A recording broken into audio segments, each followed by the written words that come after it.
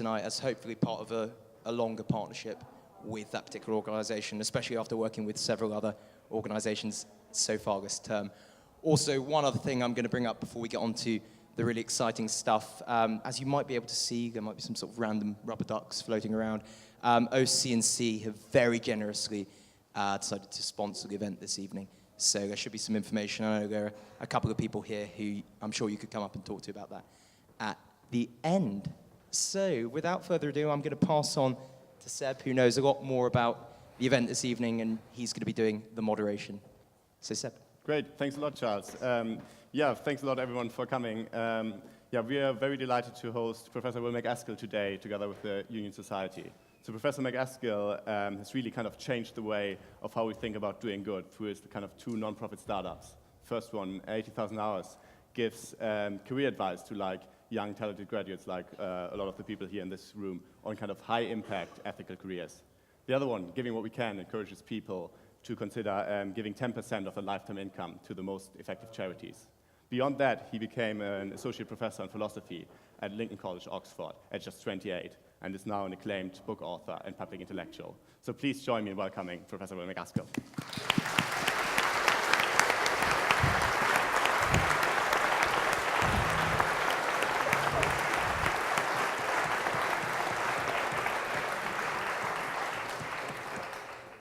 Hello, thank you all for coming.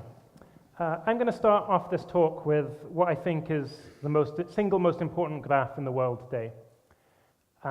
This is the graph of global distribution of income.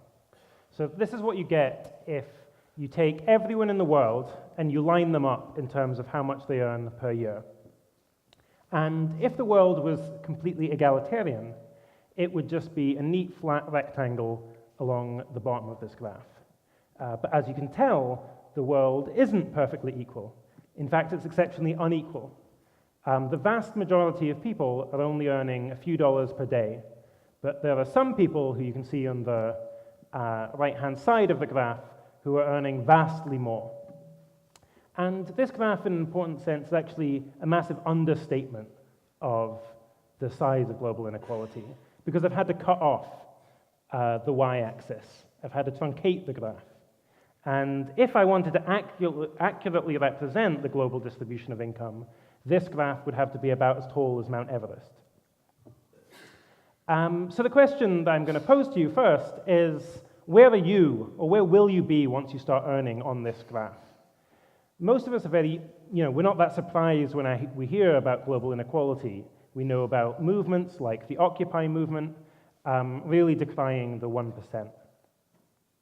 But one thing that we might not appreciate is that basically everyone in this audience, pretty much, is going to end up in that richest 1%, or at least the richest 2 to 3%. If you earn above about £30,000 after tax, then you are in that richest kind of 1% of the world, globally speaking. And many people kind of look at this and will point to it as a source of real moral shame or guilt, and think of that as a kind of attitude. And I think that might be justified, but I think the more important thing to think about is the tremendous opportunity this gives you. You've managed to find yourselves at really the kind of top of the heap, globally speaking, in terms of influence, and that, I think, gives you this tremendous ability to make positive change in the world. And so what I'm trying to convey is that the position you're in is incredibly unusual. So it's unusual in terms of the place that you find yourself over the course of your life, and the richest kind of at least a few %, but it's also an incredibly unusual time. So if I gave you what I thought was the most important graph, I think this is maybe the second most important graph. And this is the distribution of, this is world global domestic product over time. So this kind of is basically the economic history of the world, where, as you can see, for almost all of human history, and again, now it's the x-axis that's been truncated. Really, if we were representing human history, we'd need to go 200,000 years earlier. But for almost all of human history, basically everyone lived on about $2 per day. And it's only very recently, since the Industrial Revolution, that we've been able to build ourselves out of poverty and achieved this absolutely radical economic progress. And that, I think, means that our kind of common sense moral intuitions about what we ought to do in the world can be very badly misguided, because it's a very unusual situation for ourselves to be in as humans, to have such amazing power over the world, to actually be able to affect people on the other side of the world, or even potentially to be able to affect generations hence. That's just not something we've really evolved for. Nor have we evolved for the radical discrepancy in income, such that we have so much influence and resources, even though so many other people don't. And so I think that should be the kind of thought through the rest of the talk, is bearing in mind that we shouldn't really expect our kind of ordinary intuitions to be tracking how to have an impact in the world, because we're in such an unusual place. And now, I've said that we've had an amazing potential to do good with our money, potentially, because we're so influential. But that's also going to be true for your time as well.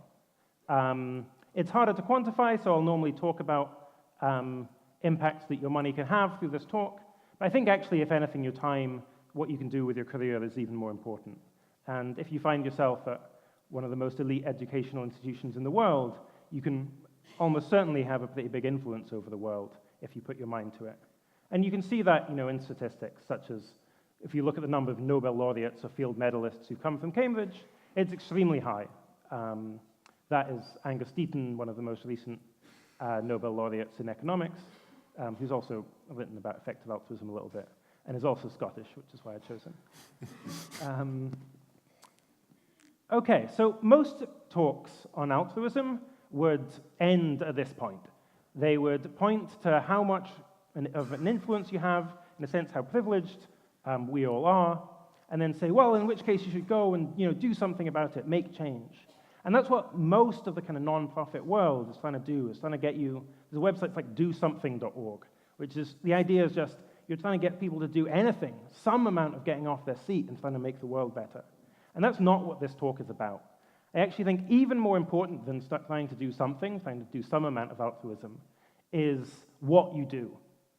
Because it's easy, many people can do like a bit more good by putting more of the resources towards doing good.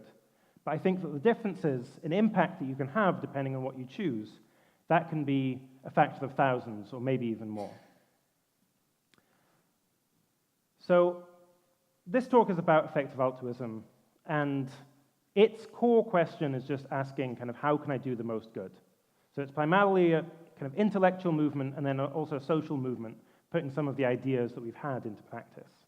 And you can ask this question of how do I do the most good in a variety of domains with respect to the charity. So like I say, we have incredible resources. Can we use those resources? How do we use them as effectively as possible to improve the world? Similarly, we have 80,000 hours over the course of our career. How could we use them to try and most effectively improve the world as well? And then related to both of those questions is, of the very many problems that the world faces, just read any newspaper, you read stories about the badness of climate change, of gender inequality, of lack of education, of basic health needs not being met in other countries, risks of going to war with North Korea. There are very, very many problems in the world, and in order to have the biggest impact, it's going to be crucial to work out which of those problems ought we to focus on. So in this talk, I'm going to divide this kind of into three categories. The first is prioritizing among different programs, kind of within a cause.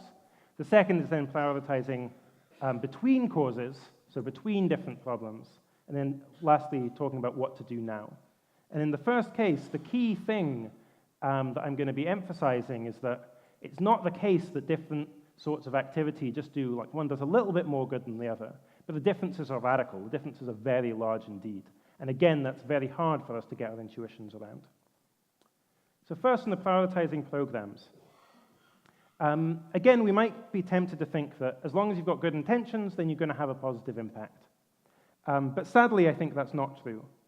So this Scared Straight is a very popular social program in the US, rolled out across many states. and still touted as very effective to this day as well.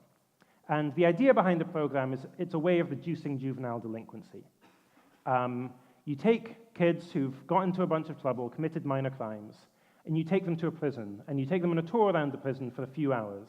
The inmates yell and jeer at them and talk about how hard life is as an inmate, and the idea is you're scaring them out of a life of crime. They see how bad prison is, and they think, I don't want to go there. I'm going to, set my ways straight and no longer be a trouble to society. And this is all based in the US, and obviously being in the US, it's all televised, and in fact gains millions of viewers every episode. Not every instance of the program is televised, but it makes popular viewing. And it's touted as very effective, and still thrives to this day. But many scientific studies have been done on this program using randomized controlled trials where they take a relevantly identical set of young people. Some of them go through the program, others don't. And then they look, what does this do to rates of juvenile delinquency? Does it actually mean that they decrease the number of crimes they commit? And the answer is no, they don't. And actually, not only do they fail to reduce the number of crimes, going through this program actually increases rates of criminality. So as a result of this program that's trying to make the world better, more crimes are being committed. More robberies, more arsons, more murders are being committed. And one think tank actually estimated that because of the penitentiary costs and the damages to society, for every dollar invested in this program, society bore the cost of $230. So this is kind of one example of how badly wrong good intentions can go. Because the people behind this, they want to improve the world. It's just that they're thinking that it's easy to do good, whereas actually I think it's very hard. But this is such a shame that resources are going on things like this, because there are some ways of doing good that are absolutely huge in terms of their impact.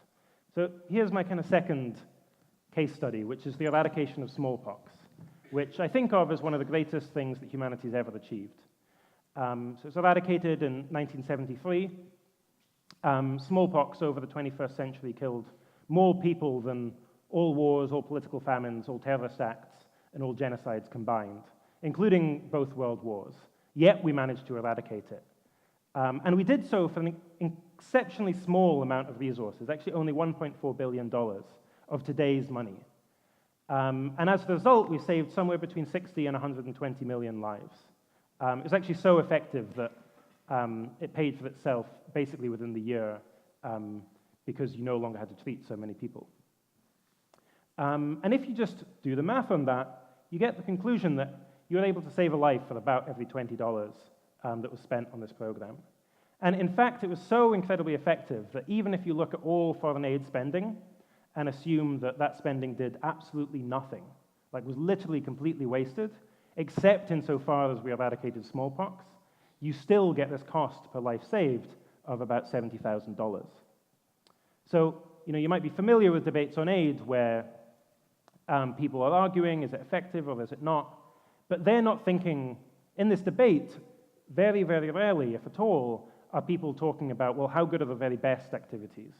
Because if it's the case that the very best activities are radically better than typical ones, then you're just not learning very much about the effectiveness of aid or the effectiveness of programs in general by talking about typical cases. You need to look at how good the best are. And so the question is, can we find programs that are more like smallpox eradication and less like scared straight? And the approach of effective altruism is basically just trying to do that, trying to find what are those activities we can do that have a radically large impact on the world. And what I'm going to show is just that different programs vary absolutely phenomenally, even among programs that are extremely effective. And so within health economics, for example, when we're looking at both health in this country, but also healthcare in other countries, the preferred metric used by health economists is the quality-adjusted life year. And that just means it's 1 year of high-quality health.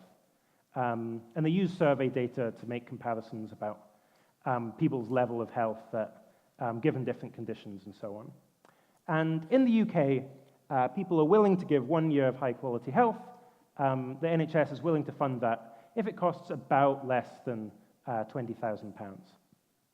And that's a really good deal. If it was, for myself, if you could ask me, could I extend my life by a year by paying £20,000, I'd say absolutely. Or alternatively, if I could, avoid being blind or having chronic pain for 2 years or something for £20,000, I'd absolutely say yes. And so that's a very good deal. But we can compare lots of different causes, lots of different programs in terms of this metric. And so here's a couple of different programs that you can be implementing, both of which are treating AIDS conditions.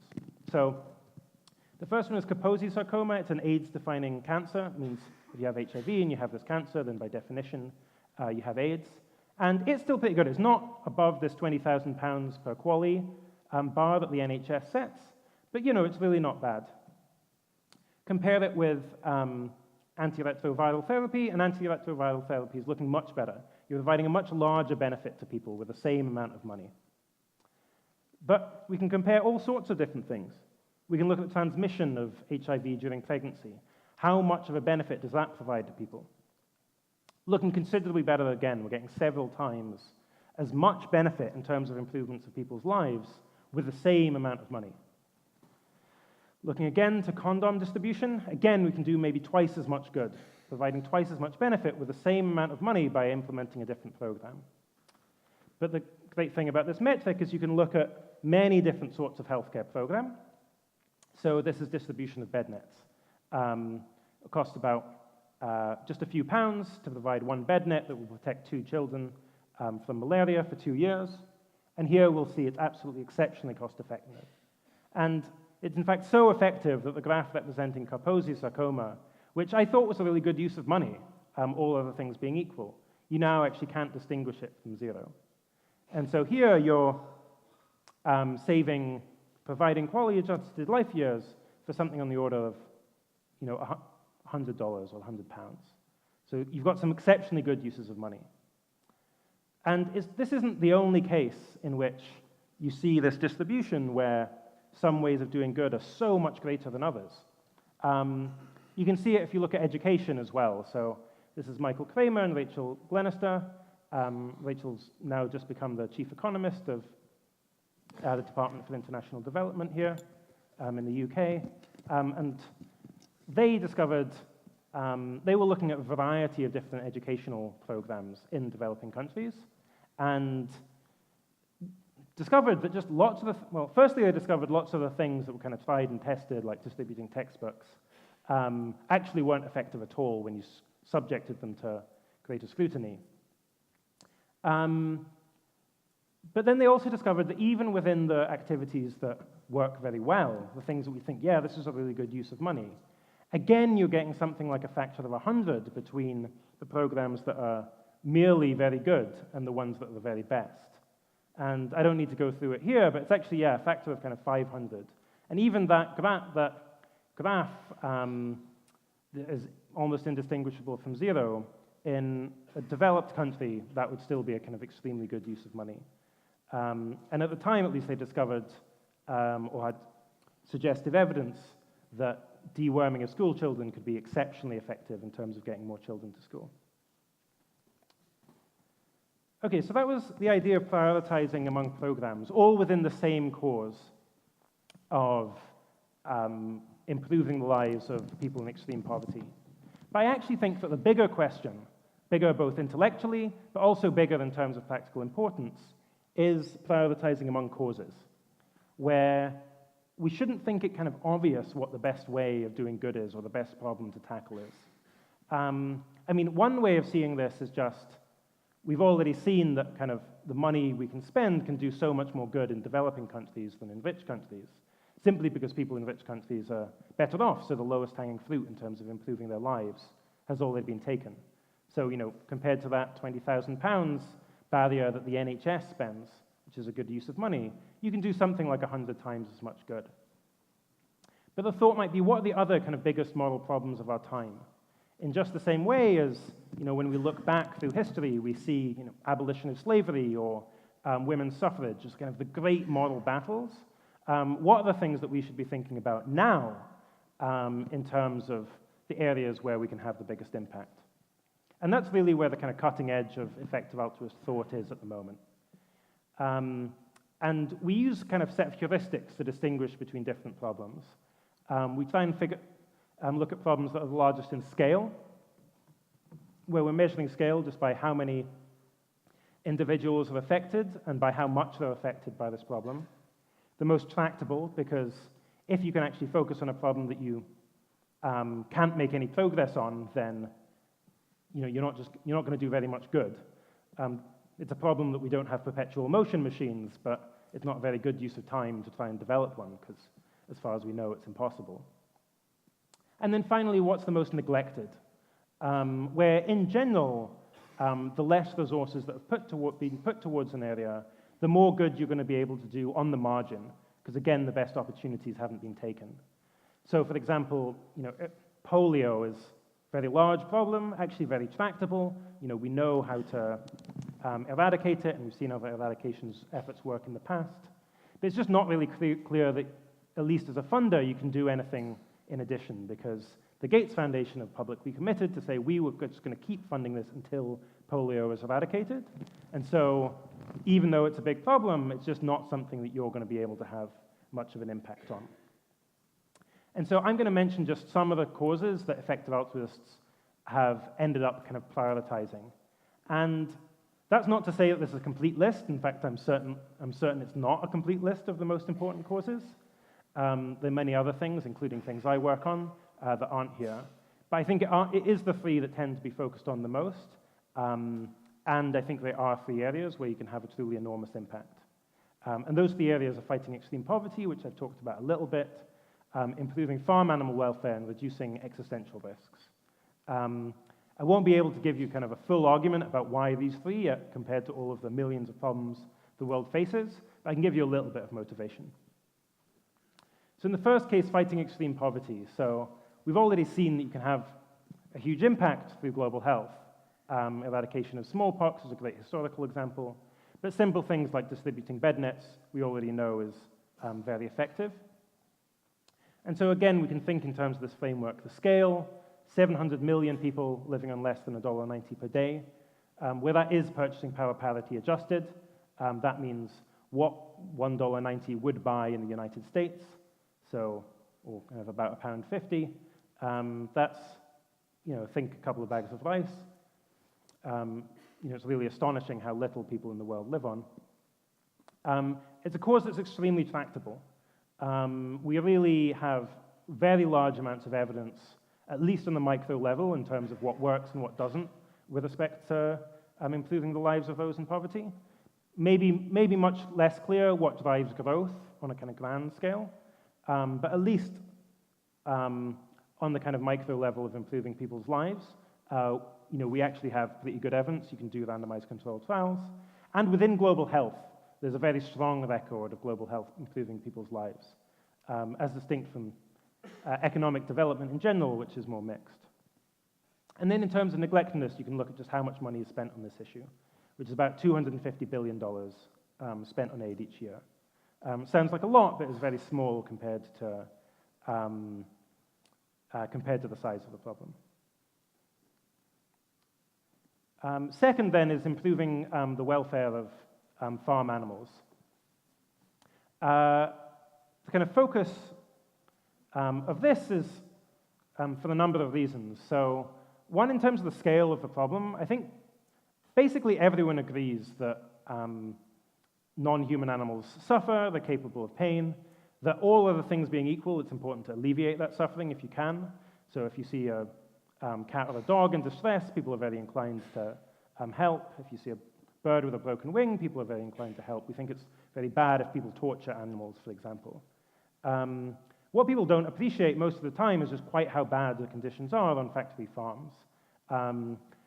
So 50 billion land mammals every year are killed and raised in factory farms, and their lives basically consist only of suffering up until the point they die, which is kind of, in my view, it's the highlight of their life. And caged hens in particular are kept in incredibly cramped conditions. Their beaks are kind of lasered off in order to stop them pecking each other to death from stress. And so they're really the worst off creatures kind of in the whole planet. And what's more, they are so badly off just because of the cost of saving, a few pennies per egg or a few pennies per 100 grams of chicken. And kind of for that reason, the cause has actually been kind of surprisingly tractable as well. So in the effective altruism community, we've been significantly funding some nonprofits working in this area, and have had really kind of remarkable success with corporate cage-free campaigns, where activists will go to corporations and say, we're going to run a big campaign about what life is like inside the farms that you rely on, unless you switch to having cage-free hens rather than caged hens. And that's been astonishingly successful. So it's now every major fast food chain and restaurant chain in the US has agreed to go cage-free. And we estimate that about, for every dollar spent, you're sparing about 200 chickens from being kept in cage conditions over the course of a year. So even if you think, well, I don't value animal welfare kind of nearly as highly as human welfare, you still need to do this weighing. Still need to appreciate that it's something like 10,000 times as many non-human animals you can benefit, potentially. But the biggest part of this is just the neglectedness of the cause. Only about $20 million in philanthropy is spent every year on this cause. And we compared that to, say, $200 billion being spent on extreme poverty. And it's actually over the course of our investigations in effective altruism, we've really discovered that this neglectedness component is probably the most important. And it's the one that kind of makes for the weirdest presentation, as it were, because it's precisely the most important causes, or the causes where you're going to have the biggest impact are often those that you've really heard the least about, or at least are actually getting the least attention. And I think that's especially true for the next genre of causes that we care a lot about, which is reducing existential risks, where an existential risk is a risk that has some chance of either catastrophically ending civilization or even just ending the human race in general.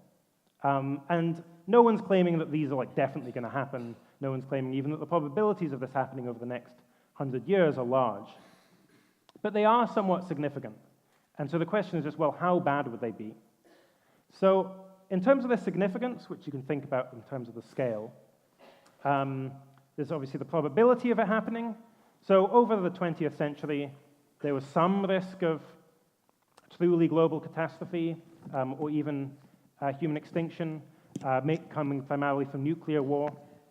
And we were really exceptionally close to having a nuclear war. JFK at the Bay of Pigs invasion estimated the chances of all-out nuclear war between the USSR and the United States at somewhere between 1 in 3 and 50%.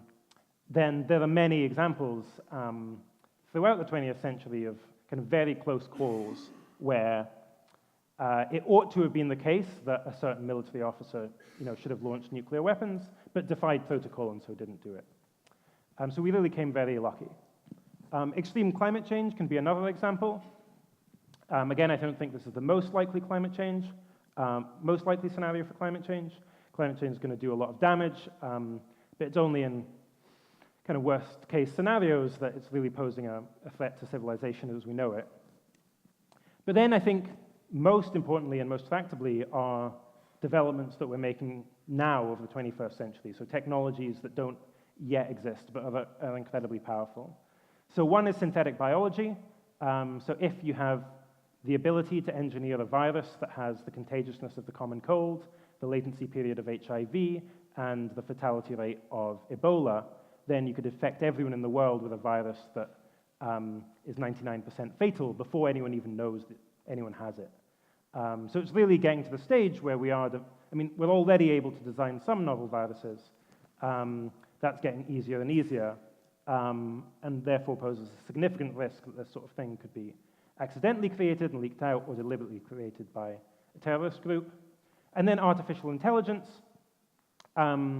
where this is one of the fastest developing areas of technology, poses a chance for immense power, not just yet, but when we start thinking over the coming several decades, poses opportunity for immense power from either small groups of individuals, such as a corporation, from a nation state, in terms of ability to have huge kind of economic advantage or military advantage over others in the world.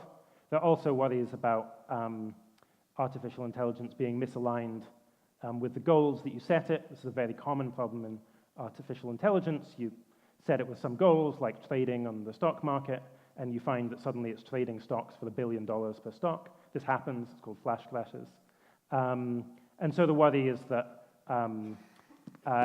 if we allowed artificial intelligence systems to get extremely powerful, which there's an economic incentive to do, and they didn't do what we wanted, that could be globally catastrophic as well. Tractability, obviously, this is the area where it's kind of much harder to be able to tell. My personal guess is that if you had $10 billion of carefully targeted philanthropy, you could reduce these risks by 1 percentage point over the course of the next 100 years. That's just this kind of subjective, all things considered judgment from me. If that's the case, then it means that you're in expectation, you're saving a life for about $150, not discounting kind of all the value of preserving humanity for future generations. But then the most interesting thing, again, is kind of neglectedness. You'd think, as a society, we would really care about ensuring that we continue into the future. We'd be investing quite a bit of resources into this. But it's actually incredibly neglected indeed. In a number of different areas, the number of people who are really focusing on those worst-case scenarios, the amount of funding is only in the tens of millions of dollars per year. Okay, so that was a kind of whistle-stop tour of some of the things we think in effective altruism, where again, this kind of crucial lesson is just, it's not enough to merely focus on things that are okay or like pretty good. The difference between what's even extremely good and the things that are the very best activities you can do are absolutely huge. So what does that mean you should be doing now? So like I said at the beginning, there's ways of doing good through donations. You can do good through your career. Those are kind of two big decisions that you'll make in life. Again, kind of the rise of kind of ethical thinking and ethical consciousness often focuses on things like, what do you buy, or kind of reducing carbon emissions and so on. But the big decisions that you're going to make in your life are how you spend your money and how you spend your time in the course of your career. And compared to the magnitude of those decisions, everything else is comparatively small. So if you think you might want to do good through donations, that could mean that you deliberately take a career where you're going to earn a decent amount in order that you can do more good with your donations. But it could also just mean you're going to just pursue the career that you're going to find most enjoyable and satisfying, and do good kind of as a side benefit of that. Well, I set up in 2009 an organization called Giving What We Can, where people take a 10% lifetime pledge. We started off with 23 members. We've grown 130-fold since then, and now have over 3,000 members. And together, we've kind of pledged over $1.5 billion. And 10% is the kind of bar to get in. Many people choose to do more. I've committed to just kind of cap my income and give everything I can above what's now about £25,000 per year after tax. But this is a really kind of vibrant community of people who often find that actually giving this money, far from being a sacrifice, is actually this great contributor to living a kind of meaningful life. Second thing is doing good through your career. Imagine this is something you're going to be thinking about a lot in this audience. I also co-founded in 2011 80,000 Hours, named after the number of hours you typically spend working in the course of your life. And the aim of 80,000 Hours is just to say, we want to help you as much as possible in your aims to do as much good as possible. And it does this through a few means. One is via in-depth career advice online. So that means both kind of frameworks in terms of thinking, well, how should I think about doing good with my career? What are some options? And in-depth career reviews of the things we think are highest value and we'd really like to see more people going into. And then also some workshops and also some one-on-one coaching, especially for priority areas. As a result of this, thousands of people now have kind of gone through these programs, significantly changed their career plans for the better. And I know that Effective Altruism Cambridge is going to be running both discussion groups and lectures on workshops kind of related to this question of 80,000 hours, related to this question of how you can do the most good. So in terms of kind of what to do now, if you think, yeah, I'd really like to make a big difference in my life, and I'm happy to think analytically and rationally about how can I best do that, well, I think the first one, I've given you like the tiniest taste of this question of cause prioritization. I think it's crucial to look into that more and investigate all sorts of different questions and figure out kind of how can you have the biggest impact, which cause is going to be the kind of best fit for you, but then also the most important. Second is getting involved in local EA groups. Effective Altruism Cambridge here is just absolutely awesome and seems to be running an event almost every day. And it's just a lot easier to have a really big impact in your life if you find yourself part of a community of people who are doing similar stuff. It's both easier psychologically because it no longer feels like such a, it doesn't feel like a sacrifice. This is just what people do kind of in your tribe. And then also easier insofar as it's just much easier to get connections, to be set up with jobs, to have people reason through your plans and provide suggestions on how those plans could be made better.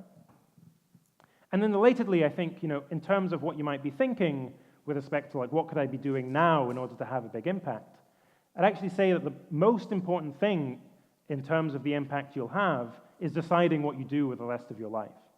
As I said, you're just in this amazing position to contribute to the world, and the impact that you can have by choosing one career path rather than another is going to far outweigh kind of any other sort of volunteering you do now and so on. That's not to say don't do it. Like I volunteered for many years, and it was a very valuable experience. But the absolutely crucial thing in terms of having a really big impact on the world is trying to come up with a life plan and career plan, even if that's very rough, that like makes a case for this is what I'm going to try and do, and this is how it's going to have a big impact in the world. And then, like I say, whatever you choose to do, there's always this possibility of doing good through your donations as well. So even if you feel like, yeah, I don't really want to kind of go all in, committed to improving the world, no matter what career path you choose, you've always got the option of doing literally huge amounts of good, improving the lives of tens of thousands of people by taking kind of 10% pledge. Okay, thank you. Can I take questions?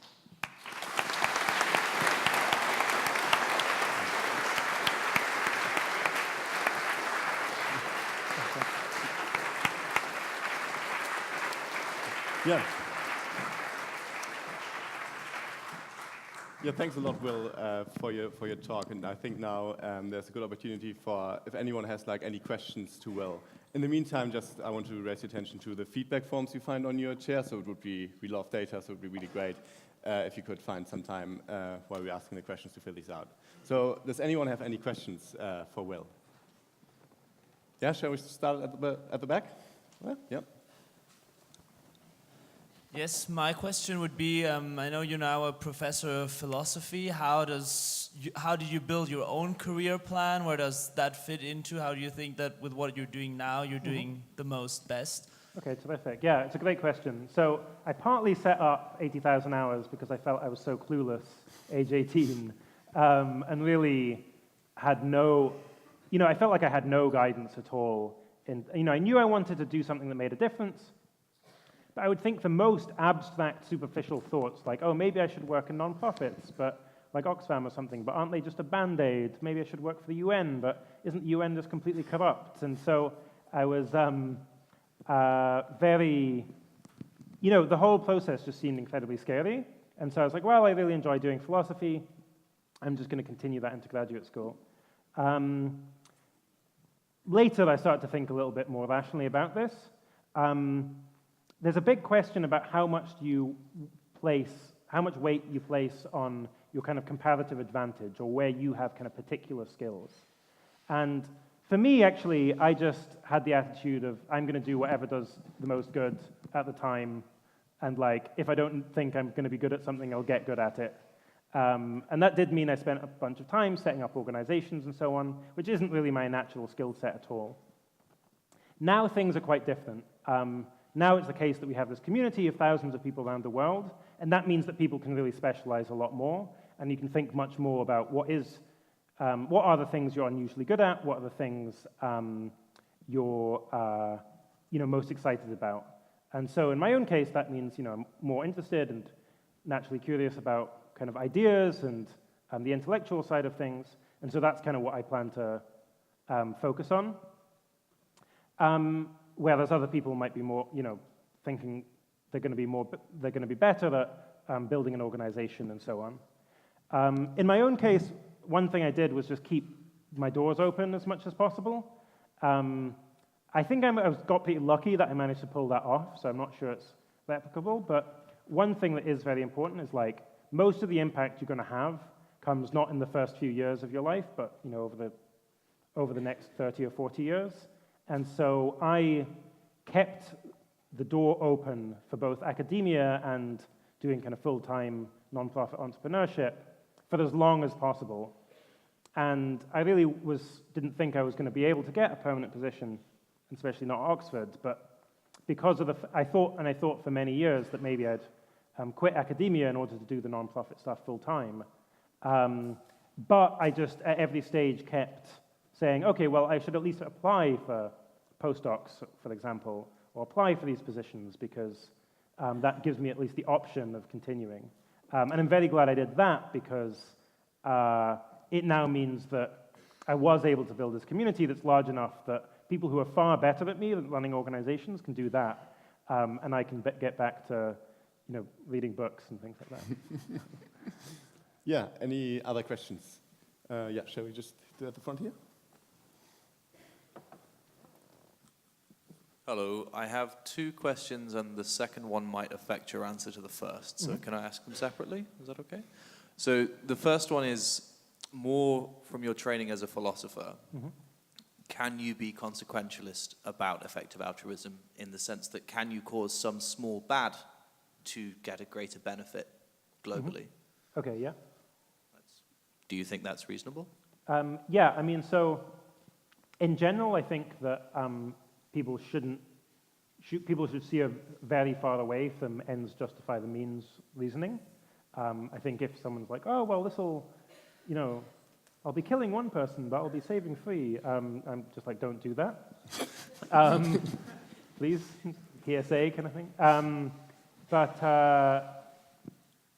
Almost all moral views do say that like if you can do some amount of harm for the very large amount of good, then if you're telling like a white lie because there's a murderer at your door asking where your children are, all moral views say that if the stakes are high enough, then you can do some amount of harm.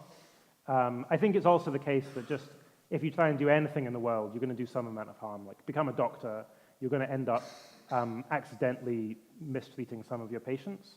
So you can't have a principle that's like never do harm at all. But in general and in spirit, I want to steer people away from doing harm. Okay, good. Thank you.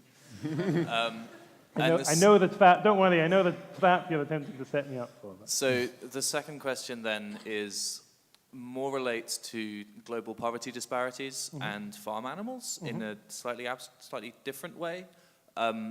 We might argue about whether the following is true, that global capitalism is responsible for A, global poverty and wealth disparity, and B, the farming of animals for profit and the negligence of their well-being for profit.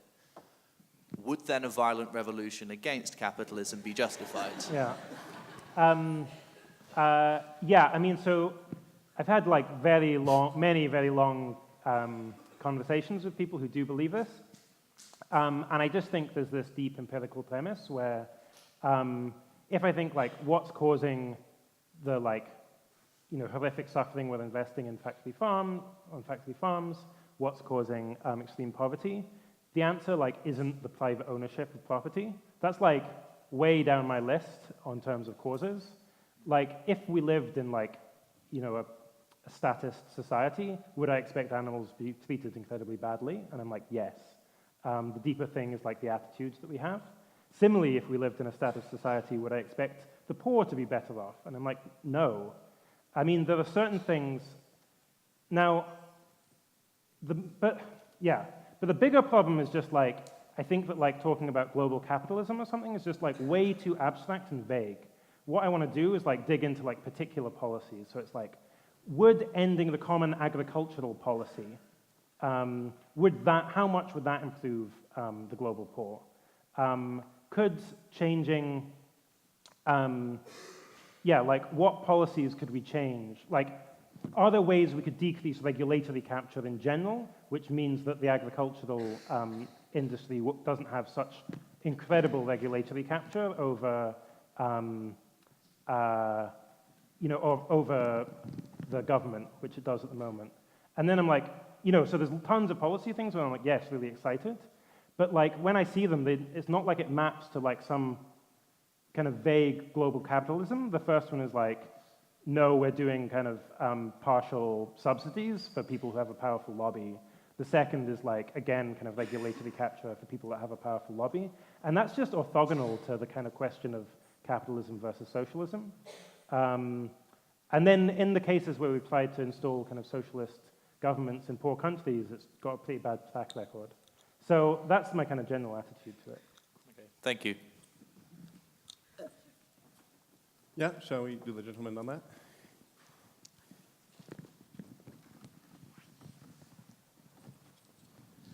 Hi. I would like to know if you think that the world would be a better place if everyone was perfectly rational. And I know your philosophy is very rational. And where does the personal side, the human side, come into it? Say if you have a very personal attachment to a cause. How do you balance that? Okay, yeah. So, I mean, rationality doesn't mean, like, cold. It doesn't mean emotionless. Rationality is much more about, like, consistency of attitudes, at least in my view, where, it means you don't prefer A to B and B to C, but then prefer C to A, for example. It's like this kind of formal requirement. And you can be perfectly rational while also being, very human and having, like, emotionally, deep emotional attitudes to these things. In fact, it's precisely because, it's because we care so much about, like, the suffering of individual people that the thought that we might only help 9 people rather than 10 is just, like, unbearable. That's a whole person's, life at stake. And so so then the question of, like, personal attachment to causes. The question, like, it's always going to be the case that people are going to have some things that kind of rile them up more than others. But at the moment, we're just so far away from the margin where it might be, where I would like people to be more personally attached than they are. It's like, at the moment, people just decide on the basis of what cause seems appealing or, like, whether they happen to know someone that suffered from a certain condition. And that's just so far from optimal because it really punishes those conditions and those problems that affect individuals that we're not in contact with, whether that's people in extreme poverty or non-human animals or people in the future.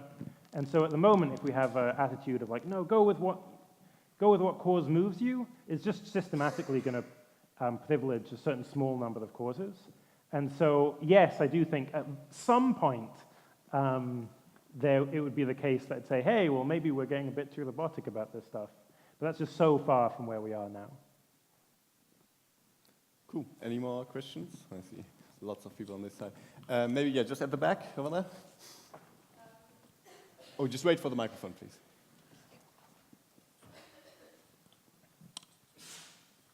Thank you. I was surprised when you mentioned the most important causes. I know you have other ones, but I don't know which one they are. That you didn't mention gender, because to me, it sounds so obvious that, like, for example, extreme poverty, it's mostly a majority of people in extreme poverty are women. And if girls worldwide have better access to education, then obviously they have less chances to get married at 13 or 14 and have so many children and bad health and or die in labor, and then more children is also bad for the environment. So that all these cases, in a sense, are linked to the condition of girls and women, I find. And to me, it sounds like the most efficient cause. Yeah. Yeah, so I think, so it's definitely hugely important. The cause, and there's this question of like, how do you divide up causes? I'm not sure if I'm not sure if like the problem of gender inequality is best understood as kind of one cause or kind of multiple causes. But either way, when I think about, say, extreme poverty and gender inequality in those cases, and I've tried to look for, what are things that systematically benefit kind of women, then it just seems like those, at the moment, those programs also seems to systematically benefit men as well. One potential exception is fistula, and surgeries on fistula, which is extremely cost effective, where fistula's programs that, fistula is a condition it's really disgusting, or terrible condition, but it's like a hole between the bladder and either the vagina or the rectum, and as well as obviously being extremely painful, leads to women being ostracized over the course of their lives. And it's very cheap to treat as well. So that's kind of something that's a benefit like specifically to women. With respect to education, kind of in general, actually, I just don't think that education programs kind of win in terms of the most cost-effective, at least cost-effective direct activities. The reason being just medicine is this kind of magical thing, and also very easy to generalize about. Whereas education, it's much more culturally specific, and also just often more kind of resource intensive to get a certain sort of benefit. The final thing that I'd be kind of most interested in is improving kind of gender, like political representation of kind of gender equality. And I'd kind of love people to be able to do more work than that. The Poverty Action Lab have done some, and it's looking kind of promising in terms of the sort of impact you can have just by trying to get more women in places of political representation, MPs and councillors and so on. But that kind of evidence is still like, it's definitely in the category of things that might be like really big wins, but kind of more uncertain. And so, my overall attitude is like, this is clearly like a really big issue, and I'd love more kind of thought and work to go into it. And the specific cases, which are like relatively narrow, where I've looked into this more, it seemed like the best things are just able to like improve everyone's living condition. And I do think that like, one of the biggest predictors of equality for women is actually just like economic growth and economic development of a country. So actually that's often just the best thing I know of in terms of improving equality between the sexes. Great. I'm a bit conscious of time, so maybe we can have 2 more questions. And shall we do the lady at the front here? Hi, I'm also from Oxford. So my question is, you mentioned you have identified the causes and the programs where you could focus on, which would have a much wider scale impact. However, in terms of next steps, once you've done this analysis, how do you identify the organizations that ideally an individual can tie up? For example, again, the United Nations would come as one of the top choices, but probably it's not. It's probably corrupt, or like let's say there are organizations like Bill and Melinda Gates Foundation and like other foundations or charities at different scales. So how do we find out which of these are having more tangible impact, and how accurate and lesser modified these statistics are? Okay, terrific. Yeah, so like I say, I think the most important thing is the cause you focus on and then the program. And then when we were doing charity recommendations, once you've identified the program, it's normally not that many organizations that are actually working on this.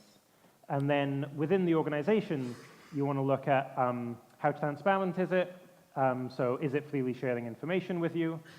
Most organizations fail at that hurdle. Most nonprofits are extremely reluctant to just tell you about anything about what they do. One story, one of the co-founders of GiveWell, actually, when he was doing this spare time, he got a phone call to his boss from one of the nonprofits because they thought that he must be a spy for another nonprofit because it was so weird that they were getting asked these questions. So yeah, are they very transparent? What's the quality of the leadership? Including, both level of knowledge and actually just ability to execute. Does the organization actually need more funding? What would it do with more funding? Or is it kind of already saturated? Does the organization have a track record of implementing this program in a way that's very effective? Importantly, we don't care about things like overhead costs. One reason is that it's actually just very arbitrary what counts as overhead or not. But then the second is just, if you've got one organization that's implementing a program extremely well, and it's doing that because it's spending 30% on overhead, and another organization that's implementing a program extremely badly because it's only spending 10% on overheads. I'd much prefer funding the organization that's spending more on overheads but actually doing the program well. Great. Let's have a final question for Will, and then you can chat to him more informally afterwards.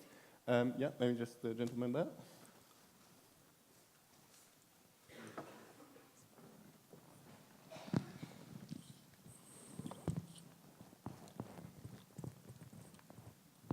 Is cryonics worth it? Is it altruistically defensible?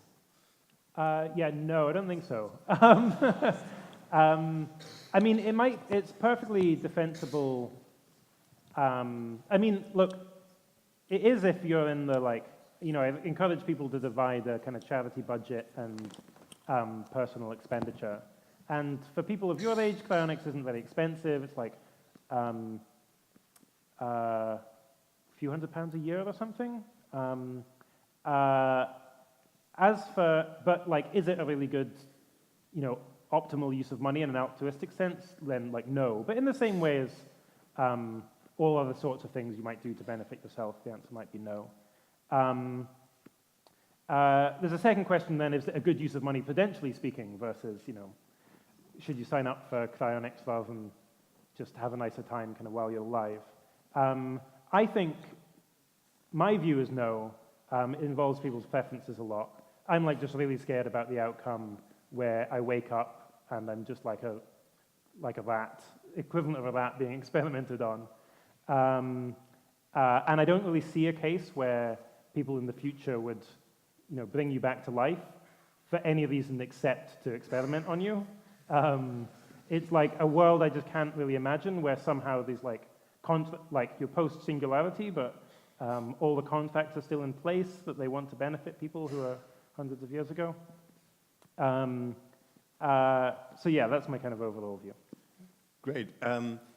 Two quick things. Please, before you leave, do fill out this feedback forms. And the second thing, Will has agreed to stay around a bit longer in the Union Bar, so I'd just love to see you all there. We have also got cookies, so to chat more about effective altruism. So just like a final thank you, Will, for being here with us today. Thanks so much. Thank you.